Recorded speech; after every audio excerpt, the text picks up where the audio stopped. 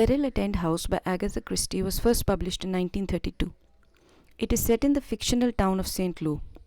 St. Louis is a resort town that Hercule Poirot and his friend Captain Hastings are visiting. Poirot has retired, and the first chapter of the book finds the two of them relaxing on one of the terraces of the majestic hotel. This tranquility does not last long. A young girl, Nick Buckley, comes to Poirot's attention. She is the owner of the titular End House, which is an old house that has been in her family for many years. While talking to her, Poirot finds out that several attempts have been made on her life in the past few days. Nick, being young and carefree, tries to take these attempts lightly, but Poirot immediately senses the danger she is in. This is an opportunity of saving a life, preventing a crime, rather than investigating a murder after the fact. All thoughts of retirement are set aside, and Poirot starts investigating the case in his usual thorough manner.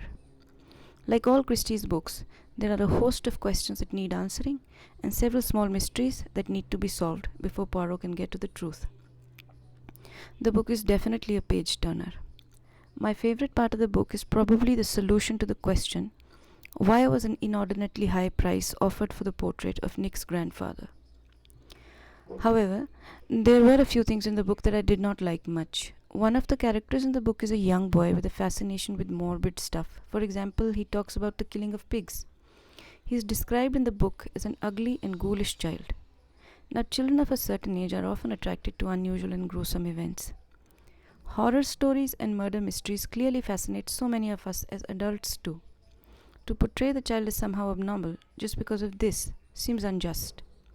On top of that, to describe any child as ugly seems terribly unkind. It is also unkind how often Captain Hastings is referred to as someone who is like a dog, presumably for his loyalty. Poirot also repeatedly scoffs at Hastings' gullibility and sentimentality. After a while it gets annoying. It is almost as if the novels normalize this kind of behavior because it is our beloved Poirot who does it, and because Hastings never objects too strongly or for too long. I am sure loyal friends were as rare in those days as they are now, and this seems to be a bad way to treat an old friend. All in all, though, it's an entertaining book.